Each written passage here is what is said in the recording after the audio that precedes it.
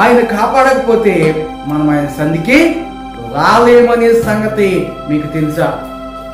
ఆకాశములు దేవుని మహిమను వివరించుచున్నవి, అంతరిక్షము ఆయన చేతి పనిని ప్రచురపరుచుతున్నది, పగటికి పగలు బోధిస్తుంది, రాత్రికి రాత్రి జ్ఞానము తెలుపుచున్నది. ప్రియమైనటువంటి వారి ద్వారా కాబట్టి ప్రకృతి దేవుని మహిమను తెలియజేస్తా ఉంది.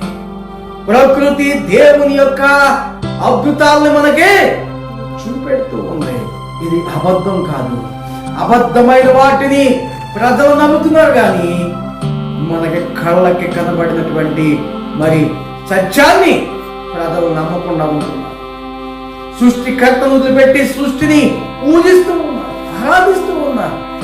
దేవుడు బాధపడేది అదే. ఆయన గుణం ఎలాంటిదంటే నిర్గమకాండం 3:14-15 మనం చూద్దాం. చూడండి, అందుకు దేవుడు నేను ఉన్నవాడును అనువాడునై ఉన్నాను. నేను ఉన్నాడు కాబట్టి ఆయనలో ఉన్నవాడు ఎలా ఉంటాడో క్షేమంగా, సుఖంగా, సంతోషంగా ఉంటాడు. ఆపద వచ్చినప్పుడు అంట ఆయన దగ్గరకు వచ్చి ఏం చేస్తాడంట?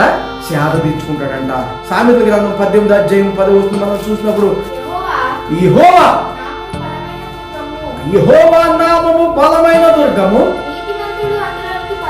నీతిమంతుడు అందులోనికి పరిగెత్తి సురక్షితంగా ఉంటాడంట. అర్థమవుతుందా? ఆపద వచ్చినప్పుడు దేవుణ్ణి వెంబడించే నీతిమంతుడు అందులోకి పరిగెత్తి సురక్షితంగా. ద్వితీయోపదేశకాండము 28:58 కూడా ఒక మాట మనం చూద్దాం. చూడండి, నీవు జాగ్రత్త పడి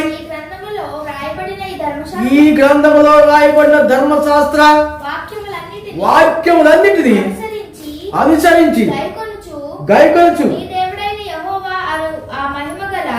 ఈ దేవుడని యెహోవా అను ఆ మహిమగల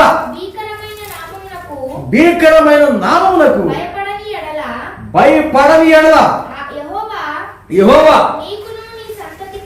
నీకును నీ సంతతికిని ఆశ్చర్యమైన తెగుళ్ళను కలుగజేయును. అవి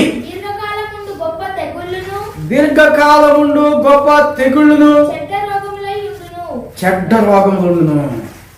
అయ్యా, మీకు అర్థమవుతుందా? ఆయన మాట వినకపోతే ఈ కష్టాలు తెచ్చిపెట్టుకుంటారు. కాబట్టి నీతిమంతుడు అంట ఆపద వచ్చినప్పుడు ఏం చేస్తాడంట? యెహోవా బలమైన దుర్గము, ఆయన వద్దకి పరిగెట్టుకెళ్ళి సురక్షితంగా తన ప్రాణాన్ని